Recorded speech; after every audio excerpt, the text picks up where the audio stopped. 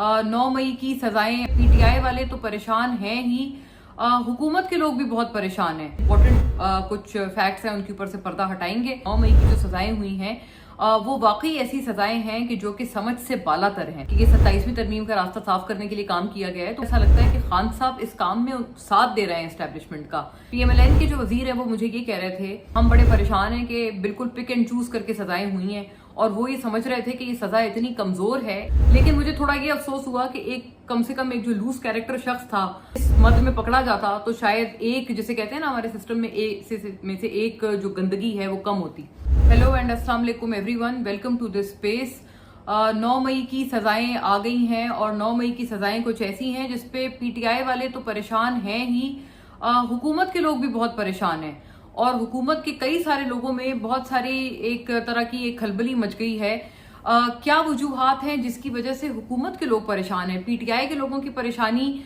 तो जाहिर है बनती है क्योंकि ये उनकी पार्टी के ऊपर एक बहुत बड़ा हमला है, एक तरह से लीगल तरह से उनके लिए बहुत बड़ा सेटबैक है। लेकिन गवर्नमेंट के लोग क्यों परेशान हैं, पीएमएलएन के लोग क्यों परेशान हैं, ये मैं आपको बताऊंगी। और दूसरा ये भी बताऊंगी कि जो एक बहुत इस पे सवाल एक उठ रहा है कि ये जो लोग हैं जो कि बरी हुए हैं या जिनको सजा नहीं हुई है, जैसे फवाद चौधरी हैं, जैन कुरैशी हैं, इस तरह के जो नाम सामने आ रहे हैं, उनके क्या मेरिट्स हैं, उनके ऊपर शाह महमूद कुरैशी सबसे बड़े जो इसमें नाम है, उनके बारे में जो कहा जा रहा है कि वो कॉम्प्रोमाइज्ड हैं या नहीं है, इसके भी बारे में इनके शाह महमूद साहब के हवाले से तो आपने मेरे पिछले वीलॉग में आप जरूर, अगर आपने नहीं देखा है तो आप वो प्लीज देखें कि उनके हवाले से मैंने बात की है। और मैं ये कहना चाहती हूँ कि वो शाह महमूद साहब और उनके जो बच्चे हैं ना, स्पेशली जो जैन कुरैशी हैं, वो दोनों बिल्कुल अलग अलग नहज पे हैं। मैंने शाह महमूद साहब के पिछले वीलॉग में उनके हवाले से तफसील से बात की थी, अगर आप में से किसी ने नहीं सुनी है तो वो जरूर सुनिएगा। लेकिन मैं इतना कहना जरूर चाहती हूँ कि जो उनके बेटे हैं जैन कुरैशी, उनका तर्ज अमल और शाह महमूद कुरैशी का तर्ज अमल बिल्कुल 180 डिग्रीज जो है वो शिफ्ट है। क्योंकि शाह महमूद कुरैशी साहब जहां पर बड़े एक हमेशा से उन्होंने हक की आवाज बुलंद की है और वो कॉम्प्रोमाइज नहीं हुए हैं, इसी वजह से वो अभी तक जेल में ही हैं बरीयत के बावजूद भी, और कहा जा रहा है कि उन पर बड़े सारे मुकदमे हैं, अभी उनके बरी होने में टाइम है। वहीं पर जो जैन कुरैशी हैं उनके बारे में मुझे ये कहने में थोड़ी सी भी कोई आड़ नहीं है कि वो, उनका जो कैरेक्टर है और उनका जो किरदार है अपनी पार्टी को लेकर, वो हमेशा से मशकूक रहा है। उनके पार्टी के लोग तो कहते ही हैं और उनके पार्टी के लोग सही कहते हैं। जो वो 26वीं तरमीम के हवाले से उनके ऊपर जो भी बातें थी और उसके अलावा भी जैन कुरैशी बहुत एक सस्पिशियस कैरेक्टर है पाकिस्तान तहरीक इंसाफ में, और मैं उसके ऊपर भी थोड़ी और लाइट शेड करूंगी कि किस तरह से वो सस्पिशियस हैं। तो खैर मैं आई थिंक स्टार्ट करती हूँ। 2-3 इंपॉर्टेंट कुछ फैक्ट्स हैं, उनके ऊपर से पर्दा हटाएंगे। एक तो गवर्नमेंट के लोग क्यों परेशान है, पीएमएलएन के लोग क्यों परेशान है, और दूसरा फैक्ट इसके ऊपर से भी पर्दा हटाएंगे कि देखें 10-10 साल की सजा हुई है इस पूरे केस में, पार्लियामेंट से एक तरह से सफाया हो गया है पीटीआई का, लेकिन किसी को गिरफ्तार नहीं किया जा रहा। ये देखें कि कितने कमाल की बात है कि अगर एक मुजरिम को अदालत इतना सख्त एक मुजरिम समझ रही है कि उसको 10 साल की इतनी मुश्किल सजा दे रही है, भारी भारी जुर्माना उनके ऊपर फेंक रही है, वहीं पर दूसरी तरफ उसको गिरफ्तार ही नहीं किया जा रहा, इसकी क्या वजह है ये भी मैं आपको बताऊंगी। चले बात मेरा ख्याल है यहाँ से स्टार्ट करती हूँ कि गिरफ्तारी क्यों नहीं हो रही। देखें हमारी इतलात इसमें यह है कि जो गिरफ्तारी नहीं हुई है उसकी वजह यह है कि देखिए 9 मई की जो सजाएं हुई हैं वो वाकई ऐसी सजाएं हैं कि जो कि समझ से बालातर हैं। पीटीआई के लोग तो उनको कह ही रहे हैं ये कि ये तो इंसाफ का कत्ल है और हमारी पार्टी को पार्लियामेंट से हमेशा के लिए उड़ा देने की एक साजिश है और 27वीं तरमीम का रास्ता साफ करने के लिए एक ये काम किया गया है। और दिलचस्प बात यह, अगर ऐसा है कि ये 27वीं तरमीम का रास्ता साफ करने के लिए काम किया गया है, तो मुझे तो ऐसा लगता है कि खान साहब इस काम में साथ दे रहे हैं एस्टेब्लिशमेंट का। वो कैसे, वो इस तरह से कि देखें उन्होंने ऐलान किया है कि अब जो इलेक्शंस होंगे, जो जिमनी इलेक्शंस होंगे, उस पे वो कहते हैं वो पीटीआई का कोई कैंडिडेट ही नहीं खड़ा करेंगे, यानी कि पीएमएलएन और पीपल्स पार्टी के लोगों को खुली छूट होगी कि वो इलेक्शन जीत जाए। और पीएमएलएन ने खास तौर पे और पीपल्स पार्टी ने सारे जितने उनके पार्टी में जो लोग हैं उनको खड़ा कर दिया है। ऑब्वियसली वो जीत जाएंगे क्योंकि पीटीआई तो अपना कोई कैंडिडेट ही खड़ा नहीं कर रही। तो एक तरह से कि खुली छुट्टी एक दे दी है इमरान खान साहब ने खुद। अब इसमें इमरान खान साहब ये नहीं कह सकते कि मेरे साथ साजिश हो गई या मेरी पार्टी में किसी ने मेरे पीठ में खंजर घोंप दिया है, वो ये नहीं कह सकते क्योंकि ये फैसला उन्होंने खुद किया है कि पार्टी को उन्होंने कहा है कि आप इनको खुली छुट्टी दे दें, इनको पार्लियामेंट में आके पक्का जो है धावा बोल लेने दें और हम यहाँ पर बैठे बैठे तमाशा देखेंगे। तो ये तो बिल्कुल इस बात में कोई किसी को डाउट नहीं होना चाहिए कि अगर ये खुली छुट्टी मिली है तो ये इमरान खान साहब ने खुद दी है। अच्छा, दूसरी बात इसमें यह है कि देखें, इसको कहा जा रहा है कि ये डिस्पेंसेशन ऑफ जस्टिस नहीं है। जो गवाह थे, जो सरकारी गवाह थे, 2 कांस्टेबल पुलिस के, उनको कहा था कि वो सरकारी गवाह बन जाए और उन्होंने कहा कि जी हम भेस बदल के गए और 7 मई को अकॉर्डिंग टू देम ये था कि 7 मई को यानी कि 9 मई से 2 दिन पहले इस पूरे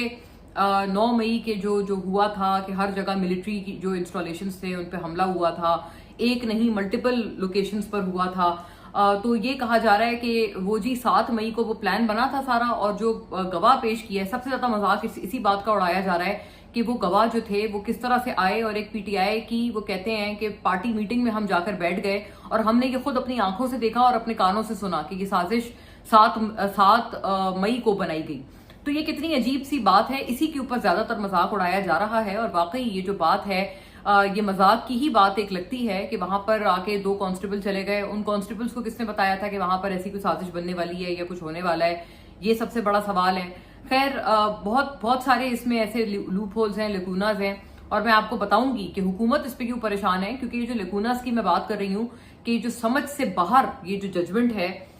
मुझे हुकूमत के एक वजीर ने अपने मुंह से ये वाली बात बोली है, उसने खुद ये बात बोली है। उसने कहा है, मैं आपको बताती हूँ, अगले सवाल का जवाब ये देती हूँ कि हुकूमत जो है इस पे क्यों परेशान है, पीएमएलएन इस पे क्यों परेशान है। पीएमएलएन के जो वजीर है वो मुझे ये कह रहे थे कि देखें हम बड़े परेशान हैं कि बिल्कुल पिक एंड चूज करके सजाएं हुई हैं, और वो ये समझ रहे थे कि ये सजा इतनी कमजोर है कि अगर ये जाके आगे हाईकोर्ट में चैलेंज करेंगे पीटीआई तो बहुत पॉसिबिलिटी है कि इन सजाओं को हाईकोर्ट उड़ा के रख देगी, क्योंकि इनको वीक ग्राउंड्स पे ये जो सजाएं हैं वो दी गई हैं। ये बात उन्होंने कही और उन्होंने कहा कि इस वजह से जो गवाह है, और यही ना कि ये पुलिस कांस्टेबल्स का 2 पुलिस कांस्टेबल्स का छुप के मीटिंग में हाईजैक करना उस मीटिंग को, और फिर वहां पर जो है वो सब बातें सुन लेना और एक स्पाई या जासूस की तरह वहां पर मौजूद होना, वो कहते हैं कि फ्रिवलस ग्राउंड्स है। एन मुमकिन है कि जब ये हाईकोर्ट में जाएगा तो ये सजा रिवर्स हो जाएगी और उल्टा ये हमारे लिए यानी पीएमएलएन के लिए उन्होंने कहा कि ये हमारे लिए बड़ी एम्बैरेसिंग चीज हो जाएगी फिर। अच्छा, मैं एक और बात बताना चाहती हूँ। दूसरी तशवीश इसलिए भी उनको थी, as per PMLN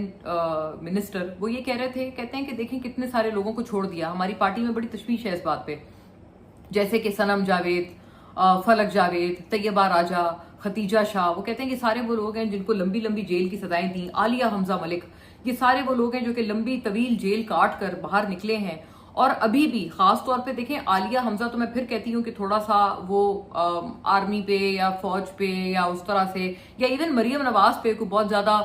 below the belt किस्म की वो तनकीद नहीं करती, वो बड़ी एक अपनी महजब सी तनकीद करती हैं। लेकिन खासतौर पे सनम जावेद हैं, फलक जावेद हैं, मैं इन दोनों का नाम बिलखुसूस लेना चाहती हूँ क्योंकि इनको हुकूमत पीएमएलएन को जो है ना, इनसे बहुत प्रॉब्लम है। वो ये कहते हैं, वो मुझे बाकायदा उनके वजीर ने बोला कि देखें ये तो हमारी लीडरशिप को बाकायदा गालियां देती हैं ये दोनों जो खवातीन हैं, और ये आसिम मुनीर को भी ये कितनी कितनी गंदी उनके हवाले से जबान इस्तेमाल करती हैं। लेकिन आप देखें कि उनको कोई सजा नहीं हुई, उनको इतना अरसा जेल में रखा सनम जावेद को और उसको कोई सजा नहीं दी गई। तैयबा राजा के हवाले से यही बात की गई। खतीजा शाह, अच्छा खतीजा शाह भी आपको पता है कि जब से वो जेल से निकली हैं वो पीटीआई में काफी सरगर्म है, लेकिन फिर भी वो कहते हैं कि ठीक है वो जबान के खराब इस्तेमाल नहीं करती, लेकिन वो बहुत एक्टिव है। तो उनको इतना साल फिर जेल में जो रखा गया था इन तमाम खवातीन को, वो भी फिर हम जस्टिफाई करने में नाकाम हो रहे हैं कि भाई उनको क्यों रखा गया था। तो ये पीएमएलएन वाले लोग भी परेशान हैं, और वो इसलिए भी परेशान है क्योंकि उनको ये भी डर है कि ये कहीं सजाएं जो है वो रिवर्स ना हो जाए हाईकोर्ट में जाके। ये खैर पीएमएलएन की परेशानी की बात है। दूसरा ये बड़ा लेजिटिमेट सवाल है कि लोगों को गिरफ्तार क्यों नहीं किया जा रहा। मेरे सोर्सेज मुझे इसमें ये बताते हैं कि जो सजाएं थी उनका बेसिक पर्पस ये था कि जो लोग हैं जो कि पीटीआई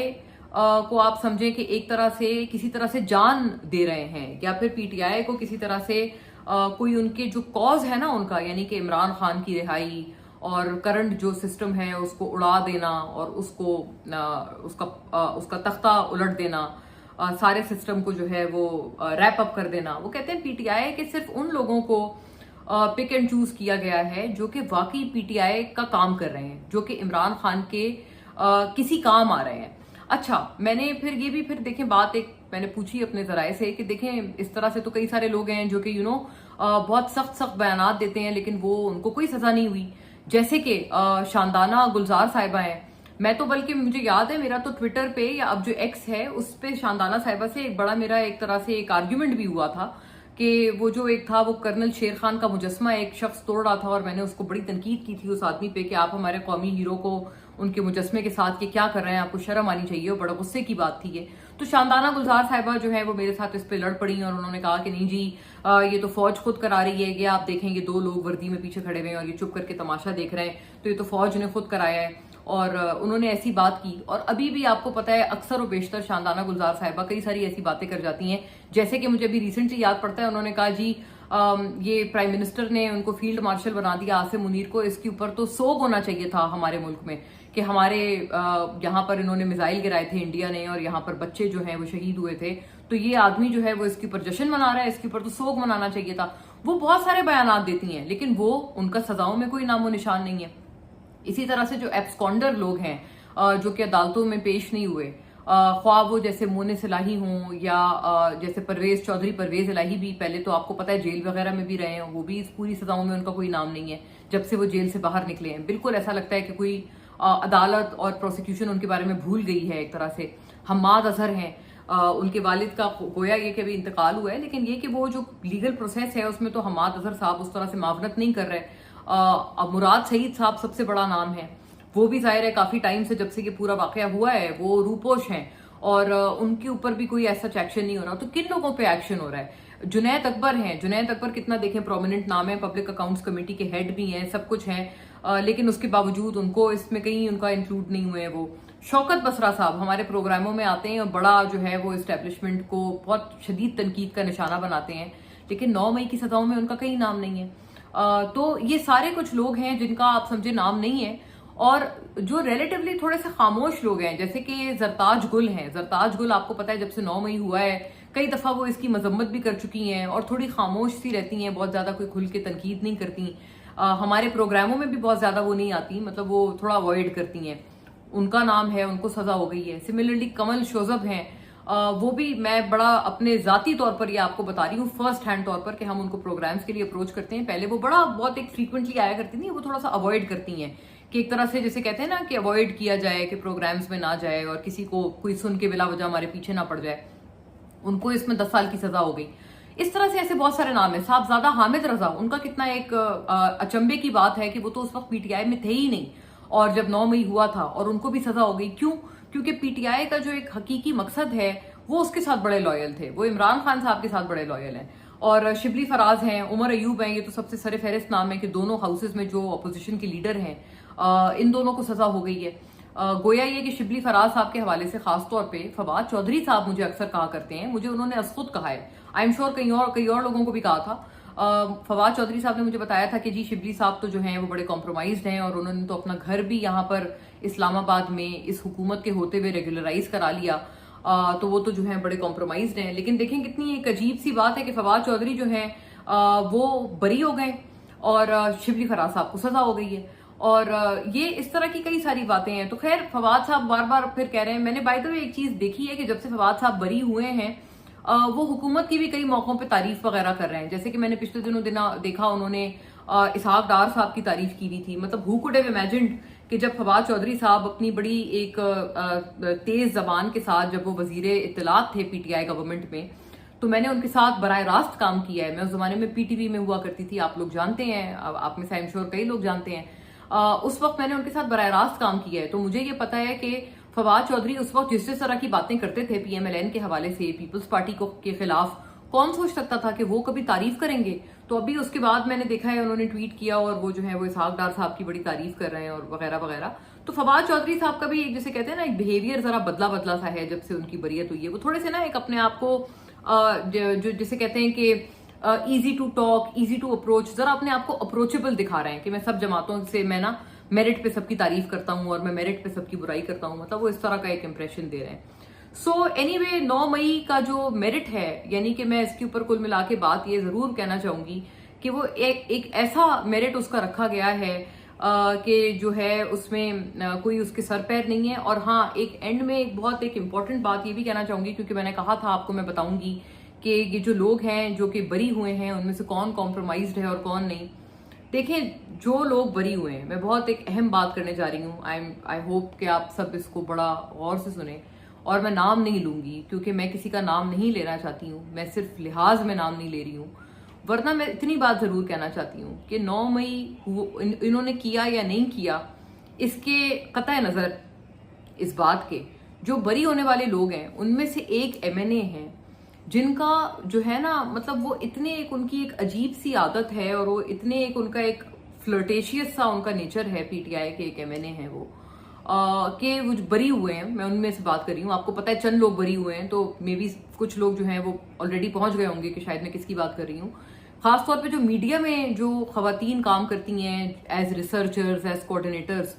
वो मेरी बात को 1 मिनट में पकड़ लेंगी कि मैं किसकी बात कर रही हूँ। उनमें से एक साहब जो है वो इतना उनका एक लूज कैरेक्टर है कि उनको कोई खातून मैसेज करती जाए किसी प्रोग्राम के लाइन अप करने के लिए, आपको पता है हमारे साथ छोटी बच्चियां लड़कियां काम करती हैं हमारे प्रोग्राम्स वगैरह में,